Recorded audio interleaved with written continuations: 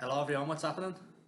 Just a quick video to give my view on some of the racing that happens over the weekends, mostly focusing on the Dublin Racing Festival, of course. So yeah, it was an amazing weekend as always. It's always one of the best weekends of the year in my opinion. I thought last year was the best, one of the best weekends racing I've ever seen. Especially the first day last year, I just thought that'll stick in my mind forever. But this year maybe not as good, but still some top quality horses on show and top quality racing at the Dublin Racing Festival. So like I say, I'm going to just skim through the races now and give my views on it. And talking about some of the horses that are relevant to my YouTube videos and also some other horses that impressed me and maybe came onto my radar. So yeah, starting off with the 2 mile 6 hurdle on the Saturday. So yeah, I've backed Hollow Games in these videos with the Albert Bartlett and at 33 to 1, I'm not sure what price he is now. He came third on the weekend, but I'll be honest, I absolutely hate him. I actually thought at the start of the season I'd always heard good things about him. I thought he'd been nicely campaigned in bumpers without having to go to the Cheltenham Festival, just brought along nice and slowly. I was impressed with his run at Down Royal. I was impressed with his run after that when he was dropped back to 2 mile 4 and he won, I think it was a grade 2 or grade 3 that day. But ever since, I just don't like him. He maybe had excuses behind Ginto last time and behind Grand Jury in the Lawless of Nace, so I thought I'd give him one more chance, but I don't like this horse at all. I'm a bit gutted because I've got him in quite a lot of bets. I don't even know why. I just kept on looking at him thinking he was overpriced for whatever reason at the start of the season. But no, he came there tanking and I thought, okay, he's going to go and win this race, but he didn't really find much. So I'm not sure if that means he wants to go back and strip or whether he just doesn't find much off the bridle at all. It's hard to know. But listen, if he goes to Albert Bartlett, he's not going to be 33 to 1 on the day, but I think the only thing I'll be able to be happy about is value because I don't think he's going to win the race. I really don't fancy him. And to be honest, even though the Lawlers and Nace form is being slammed a bit now because Hollow Games and Grand Jury were well beaten, I think people could be looking into this a little bit too much. And I actually do like Ginto for the Bartlett if he goes this way, but I did see Gordon Elliott and Jamie Cobb both say there's no real reason to step him up.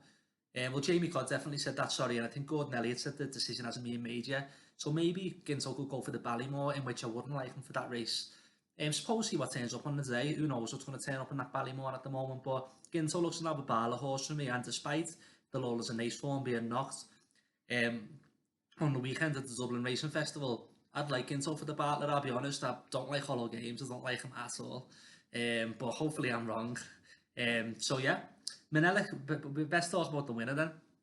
So Manella Kakuna, I don't really like him either. He didn't do anything wrong, but I thought he just got a great ride by Danny Mullins from the front. And basically, I think the ride won the day. I'm not saying it's not a good horse underneath him, but I just don't really rate any of these. Maybe Manella Crooner, who stayed on for seconds. Maybe he shaped the best in terms of Bartlett trial, maybe in my eyes, but I don't think we've seen the Bartlett winner in this race. And like I said, I'd like Ginto for it. And even though I was quick to slate Jerry Colum for his last victory because I put him up for the Ballymore in these videos, but the more I look at that run at Thales, he did look like a dour stayer, and I just think could Jerry Colum be the one that's slipping under the radar? Like I said in the previous video, I'm not sure if Jerry Colum's ever raced in a graded race. I actually didn't check if that was true or false, but just off the top of my head, I can't remember him racing in a graded race, Jerry Colum, but so it would be a step up to go and win the Bartlett, but the Bartlett's a funny race. I know there's been some top class horses winning over the years, but sometimes you get one maybe with not a sexy profile, and I think Jerry Columbus it's a tiny bit growing on me for the Bartlett, but like I say, it's a race that kind of I haven't really got a strong opinion on at the moment. Like I say, I put all the games up in these videos, and I wouldn't be backing them now as I've completely went off the horse, to be honest. So moving on to another horse that I put up in these videos, but I absolutely love is Vauban.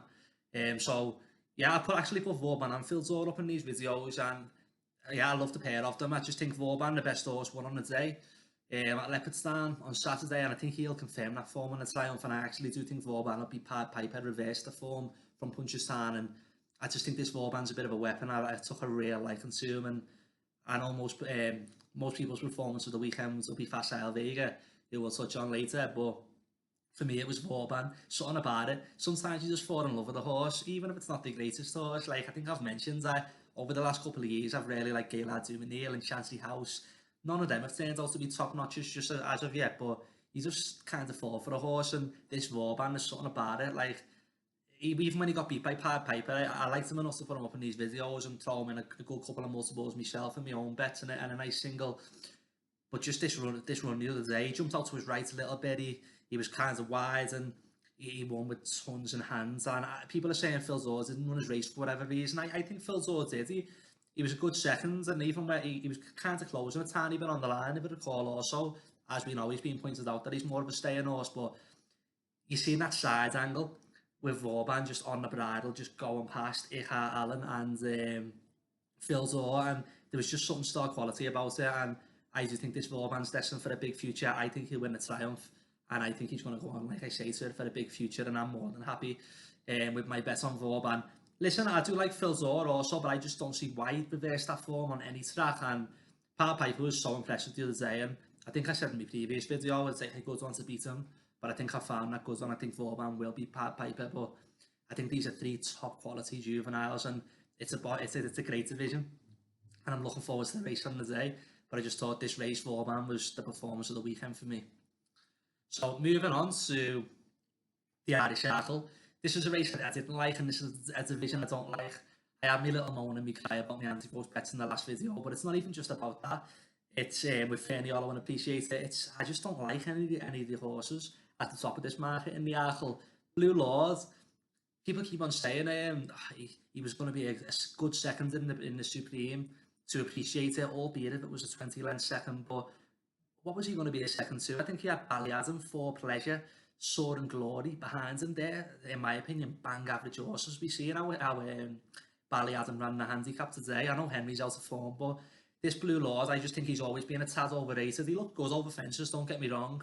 But I'm not sure if he was idling in this Arkle the other day, because he hit the front, didn't he? He looked like he was going to win after the Gaillard Du Mesnil, bad jump at the last, and then the mare rallied, and obviously everyone was of the same opinion. If she jumped the last, she would have won. It's always easy to say that, but it certainly looked that way. But I just can't say to Blue Lord. I like Gaillard Du Mesnil more, but then even though she looks an Arkle type the way she races, I'm not mad keen on her either. To be honest, this Arkle's been a nightmare for me, because I was starting to grow onto this horse in Colours. And I wasn't really bothered if he won the other day. He's very inexperienced. He's only a 5-year-old, and I just wanted to see him run well in the Irish Arkle. And then that would have been good enough for me to hope that he'd improve for the Cheltenham Arkle in 5.5 weeks' time. But he fell very early, so it's no type of prep for horse on Colours if you fancy him for the Arkle at Cheltenham, which is a bit of a shame, because I was looking into him a bit more. And listen, they've made no secrets of how much they admire this horse on Colours. He was pitched into the Triumph on his first start at Grade 1. He ran a Stormer, and then in the Grade 1 at Punchestown, the juvenile hurdle, he hit the front tank and he looked the winner, and maybe just hit the front a bit too early. I think Willie Mullins even said that in the recent interview, that day he should have won Portan and just hit the front a bit too early on hot in Colours. But he was a keen going sort over hurdles also, so maybe you can't blame Paul too much. But this horse must have tons of ability. And even around Christmas, when Ferny Hollow won, and he said to Willie Mullins, if I remember rightly, this was a smart, or is this your smartest novice chaser, kind of. This is before we'd seen Galopin de Champs, and I think it was a couple of days before that anyway. And he brought up horse on Colours straight away.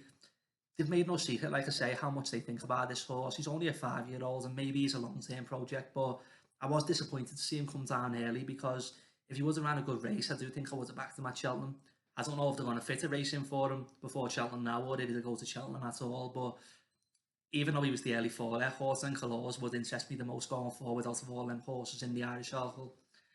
St. Sam was sacrificed a little bit from the front, but I don't know.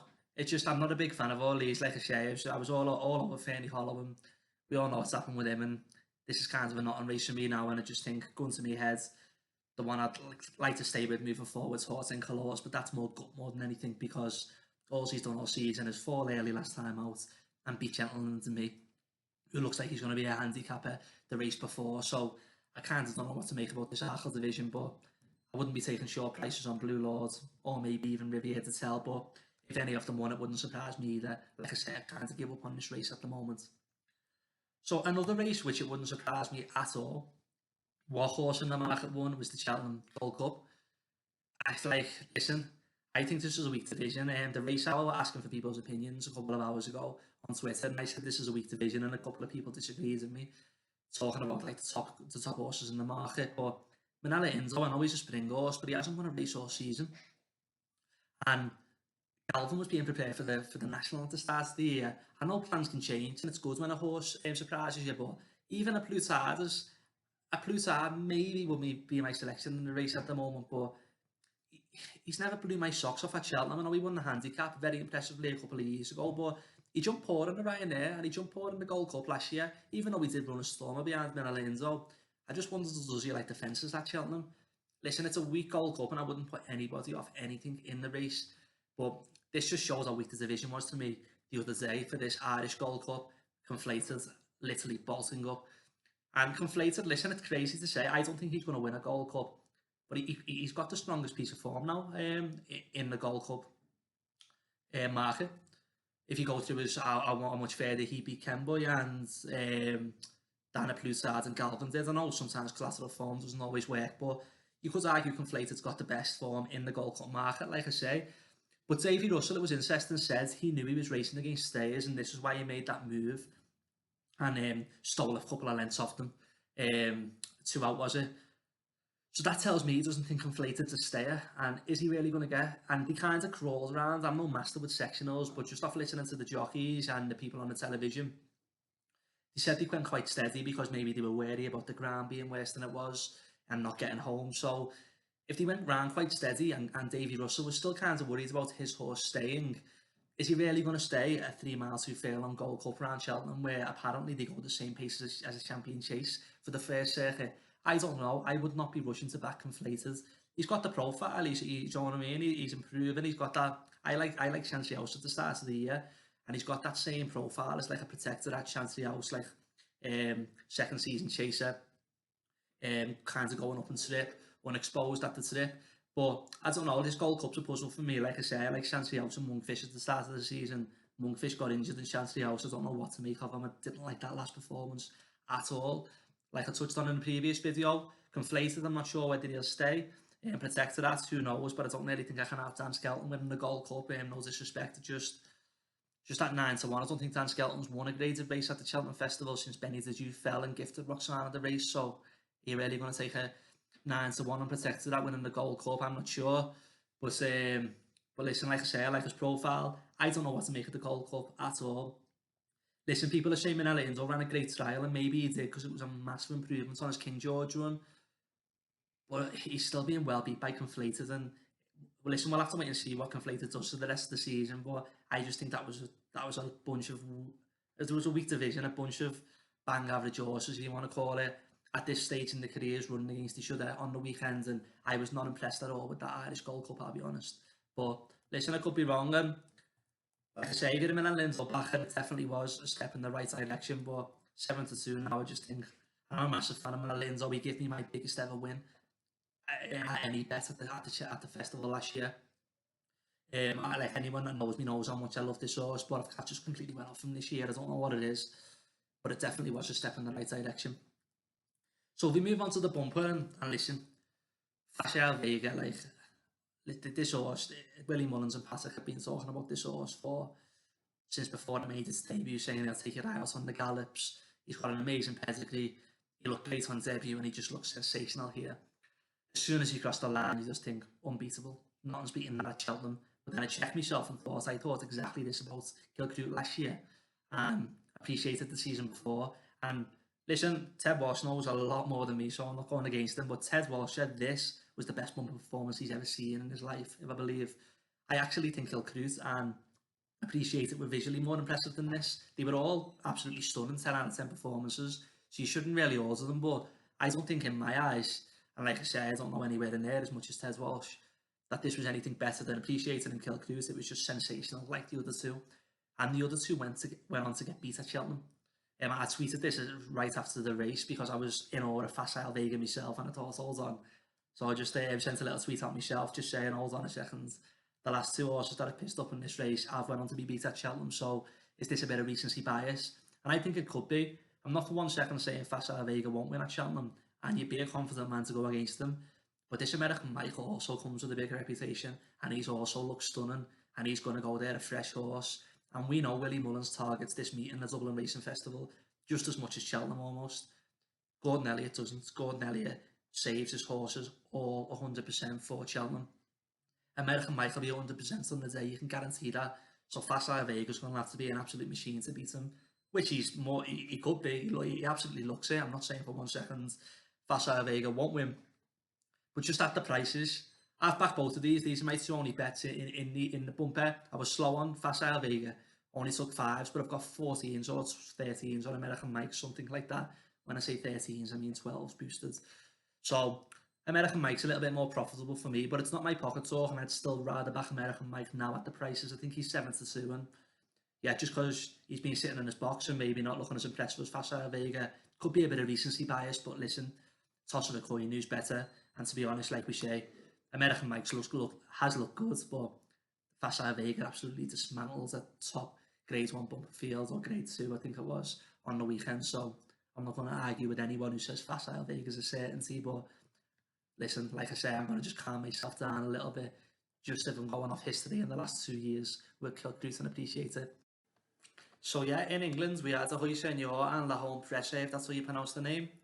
And so start off with Ahoy Senor, I thought he was very impressive. He was entitled to beat this field, but I thought he'd done it well. He jumped well, and yeah, this is a horse with a lot of ability. To be honest, I don't know what to make of this horse. I think he's got a lot of ability. Like I said, I mentioned in a previous video, obviously a bit of after time, but I had this horse in the track at very early days, and actually had a few quid on him, 66-1 at Aintree, as my friends know. And I always thought, yeah, I love this horse. Even after he won the grade 1 at Aintree, he always struck me as a national horse, just a relentless galloper. But then kind of over the summer, it was getting thought he could be a Gold Cup horse. You're seeing people in racing posts like Tom Segal saying, back this horse with the Brown Advisory, the RSA. And I never expected him to have targets as big as what he's had now, I'll be honest. And yeah, listen, I like him, but then I think there's also a factor of, because he's not at a top stable like Nicky Henderson, Willie Mullins, Gordon Elliott, and because he's at a smaller stable, no disrespect, I like Lucinda Russell, people latch on to him a bit more, and I think that people want him to be actually better than he is, like a story for the smaller yards in Scotland, if that's where it's based, I think. I just think he's a good horse, and listen, I know I can bottom a horse going straight for the Gold Cup, but I think the new course would suit him more than the old course. I just think this horse wants a stamina test. I put him up for the National Hunt Chase in these videos. I don't even think he's entered. I still think that'd be an ideal race for him. And listen, if he goes the RSA, I'm not, like I say, I'm sitting on the fence. I'm not saying he's definitely not going to win, but he wouldn't be my selection. But again, after his disappointing show at Kempton, I thought this was a step in the right direction for Ahoy Senor, and he's no doubt got a lot of ability. Another horse with a lot of ability is La Home Presse. I'm not sure what he beat. He beat Fil Dor, and I don't know what the ratings are suggesting. If it was the ratings say it was a good race, but just in my eyes, this was not a strong race at all. And I thought this before the race, and I thought afterwards. I thought La Home Presse would win. I know there was a lot said about him jumping to his left, but I just thought this was such a weak field. He absolutely canters up, and of course he's a good horse, but yeah, listen, he's English, isn't he? And even though I think the English have got some better horses this year, like Brave Man's Game, Ahoy Senor, obviously Shishkin, maybe Chantry, but probably not. It's Constitution Hill. We could name English horses, of course we can, that have got chances in grade 1s, but listen, this is just a lack of respect from me. It's not probably the right way to think, but I just see La Home Presse, Venetia Williams, up against potentially Willie Mullins, Galopin de Champs, and Bob Olinger, Enny de Bromed, already Cheltenham Festival winners in the turners, and I just don't give this La Home Presse a chance. Definitely not at 9-2, but listen, it'd be lovely to see him go and do the job for Venetia, and Charlie Joyce would have an amazing season, but he wouldn't be on my radar for Cheltenham, unfortunately. But listen, it was a top performance in the, what's the name of the race now?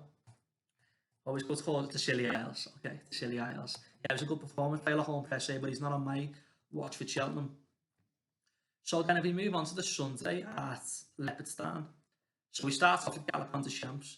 Just, listen, he won easy, and there's a big debate even more now. Shall he go the Turners? Shall he go the RSA? A lot of people think he's tailor-made for the Turners. A lot of people think he's tailor-made for the RSA. I actually kind of in the middle. I think he could just go to both races. I don't think it really matters what race he goes to. I'm not saying he'll win either race. I don't want to say he's not going to win at the Cheltenham Festival, but I think he'll be up against it either way. I think that RSA does look good. I'm a big fan of Brave Man's Game. I wasn't really thinking he'd do anything because he's English at the start of the year, and he was well held in the Ballymore, but he's impressed me so much over Fence's Brave Man's game, and I don't think it's no given Galopin Des Champs will go and just blow him out the way. And I definitely don't think it's no given he'll just drop back into it and beat Bob Olinger in the turners. So it'll be interesting to see which way they go with Galopin Des Champs. Like I say, I don't think either race will be the right or wrong decision. I think he'd be more than fine in both. He's a top quality horse. But just like I say, I don't think it's any given just which race shall he go and win. I don't think it's that simple. But it was a great performance again at Leopardstown. I know that there was a few people grabbing his jumping at times, but I thought it was impressive. Again, if I'm just comparing it to last year's Cheltenham Festival, because the last year's Dublin Racing Festival, when Monkfish won the same race, I don't think it was anywhere in there as scintillating or as impressive as Monkfish. Galopin Des Champs does remind me of Monkfish a bit, just as a novice chaser, but I think Monkfish better than Galopin Des Champs. Suppose one never finds out because he's injured, Monkfish, and he'll got a feeling he'll probably be one of them Richie Mullins horses that probably just gets injured for the rest of his career now. I think it's a reoccurring injury that he could have. If I remember what Ruby Walsh was saying, it's not the injury you want to come back from. It's something that can always kind of niggle on you. So whether we'll see the full Monkfish ever in open company, we'll never know. And maybe we might see Galopin Des Champs in open company and he could go on to be the better horse. But I don't know, I just think Monkfish was a shade better as a novice chaser as Galopin Des Champs. The ratings might call me an absolute liar, but just in my eyes anyway. But I thought this was a good performance by Galopin Des Champs. The race, I don't want to say fell apart a bit in behind, but Capitano fell on Fury Road, made a bad mistake. Everyone knows how much I love Gaillard Du Mesnil. He's been a massive disappointment this year. But my eyes were glued to him just as much as Galopin Des Champs. And Gaillard Du Mesnil just didn't look comfortable for the entire race. He reached that almost every fence, never got in a rhythm, and he still had, I won't want to say a chance of winning turning in, but he was close enough to Galopin. So I don't know what the form's going to be chatting for this race. But listen, I think we can all agree Galopin Des Champs is a serious horse, and it was a step in the right direction for Gaillard Du Mesnil, but he's just disappointed me this year. I'm so sad. But like I say, it was better than his showing against Capitano and Bob Olinger last time out. Moving on to Shishkin, another horse I love. They were all on display this weekend. As much as I love Shishkin though, and I always believed that you could draw a line to his Cheltenham run, he's a 10-year-old now, and I don't think he'll be troubling Shishkin at Cheltenham. And I do think Paul Tannen will ride an Energumene, and I think he'd be foolish not to. Even though obviously Energumene's being held by Shishkin, it was only a length and a half. I know Shishkin made some mistakes, but I think Energumene's the horse in its prime, and I do love Shishkin, but he's a 10-year-old, and he wouldn't fill you with confidence his last two times travelling to England. But listen, he was entitled to win this race today, as time of recording. The Dublin Chase is called. I think that's the on the bounce of Shishkin now. I absolutely love him. I think he's a legend of a horse, but like I say, he wouldn't be on my man for Cheltenham, unfortunately, but he won well today, but like I say, he was entitled to. Moving on to the champion Erdlin, Honeysuckle, I don't think anybody doubted that she was going to win, despite Henry de Romed's form over the recent weeks. But Honeysuckle, yeah, she just, all the time, she just, in a matter of stride, she puts the race to bed, doesn't she? It's just unbelievable turn of foot. And yeah, I've seen someone on Twitter do a follow, say she's getting lazier, and I completely agree with this. She looks like she knows how good she is at this point, and she's just very lazy and just does enough kind of thing. I know she won by 6 lengths, but there's loads left under the bonnet there. And Honeysuckle just looks an absolute certainty to rock up at Cheltenham, doesn't she? San Ra and Echoes and Rain in this race, I hate the pair of them. I just can't latch on to any of them. People keep on giving them an extra chance to maybe come second to Honeysuckle and things like this. But I suppose it was a step in the right direction for Echoes and Rain, but she's surely got to end up on a handicap. She's not a group horse, surely. I know she won a grade 1 at Punchestown at the back end of last year, but that was against Blue Laws, and I've given my opinion on Blue Laws. I don't think he's top notch, even if he wins the Arkle, I'll be honest. But and definitely over hurdles, I don't think he was top notch. I don't think even if he would have finished second in the Supreme like I touched on, that would have been anything to shout about, finishing in front of Gaillard, soaring glory and for pleasure. So yeah, I'm not a big fan of Echoes and Rain or San Ra. Sanaher made a big mistake in the race. I think it was at the first hurdle, and he ran another admirable race. He just keeps on running these admirable races, but he's not anywhere near the top ends of like the Honeysuckles and the Chargers. He just looks well held by all these horses. Maybe there's more improvements in him. He's only a 5-year-old, and Gordon will have him cherry right for Cheltenham, but I just don't see anything beating Honeysuckle, but that's just stating the pure obvious. So moving on to the final race I'm going to cover. Cigar. I didn't like this visually at all. I just didn't like his jumping, and Like, listen, he got the job done and he was pulling away at the end again, even though he made a hash of the last. And Three Stripe Life looks like he'd be a strong staying 2 mile. He looks like he should go up and strip Three Stripe Life. And Gerhard was still pulling away from him after the last. So I think Gerhard has a lot in the tank, and I probably would go the Ballymore route with Gerhard, I'll be honest, because it's a weaker race.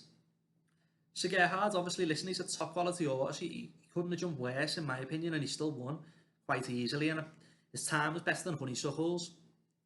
I think when I checked on Racing Post, it was 3 or 4 seconds. Of course, the races ran differently and things like this, but he still put it like Gerhard. It was still must have been a good time and a good performance he's put in. Even though, like I say, visually it just didn't make the hairs on my arm stand up, and he wouldn't be for me in the Supreme. I think I'd just go for the Ballymore, like I've just said. But listen, I suppose I'll wait to see how the other people dissect the sectionals. People, I know Gav Lynch just put him up in the ante for the Supreme. He might have some interesting sectionals on this race, and I'm always a big Gerhard fan. See if Simon Rowlands does any pieces, things like that, blah blah blah. But to my eyes, no. As I said, I'm a big Constitution Hill fan for the Supreme, and even if I'm just sticking to this race, sticking to this stable, this Willie Mullen stable, I'd rather have Dysart Dynamo in the Supreme over Gerhard and put Gerhard up. He looks like listen, I called to the trainer, he'd stay the 2 mile 5, no problem. To me, visually, he looked like he has a lot in the tank at the finish there. So, you know, Willie likes to put a speed horse in the Ballymore sometimes, and I just think, listen, he's already got Kilcruit and Dysart Dynamo for the Supreme, and Gerhard, one of them surely got to go for the Ballymore, and I just think Dysart Dynamo was that tad bit more impressive over 2 miles last time, as opposed to Gerhard. So yeah, and just a little touch on Three Stripe Life. He's ran 2 honourable races now, or admirable races, behind Gerhard and Mighty Potter, 2 leading fancies kind of in the Supreme. So Three Stripe Life, if he could improve by going up and strip, he could be one for the Ballymore, who knows. A lot of these horses in the Moran Silk seem to be more staying horses, and just the fact he's been running over 2 miles, I wouldn't be surprised if this horse improved a lot going up and strip. I know he was strongly fancied by a couple of good judges for the Pumper last year. I believe he come 4th behind LAS Bell, how you pronounce it, Kilcruit and Gerhard, so not the worst form in the world. So yeah, that's the end of this video. I just thought I'd squeeze it in quickly. So yeah, I'm going to be quiet on the videos for a couple of weeks now. Anyone who's followed these videos since the start, well, no, I actually lost my passport in October. And any new viewers, I live in Colombia, well, I've been here for 6 months or so anyway, and I lost my passport, and when I lost it, I knew it'd be hassle, but I didn't realise how much hassle. 4 months later, I still haven't got a new passport. I tried ordering a new one, and this is went missing, nobody can locate it. The embassy are kind of telling me I have to be out the country after 6 months kind of thing.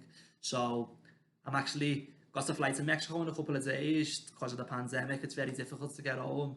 Stay there for a couple of days, get home to England, and then I'll be knackered. I don't think the racing's nothing special anyway, but yeah, I'll be quiet on these videos for a couple of weeks now. I've got a couple of things I need to sort out, and then yeah, the next video will be that step closer to Cheltenham. So thank you for everybody that's watching, and I hope you all had a profitable weekend at the Dublin Racing Festival. I wish I wasn't betting no crazy stakes or nothing like this, but I actually made a good bit of profit, so I was happy. And yeah, all roads lead to Cheltenham now, so let's go. Bye. Hello, just a quick one.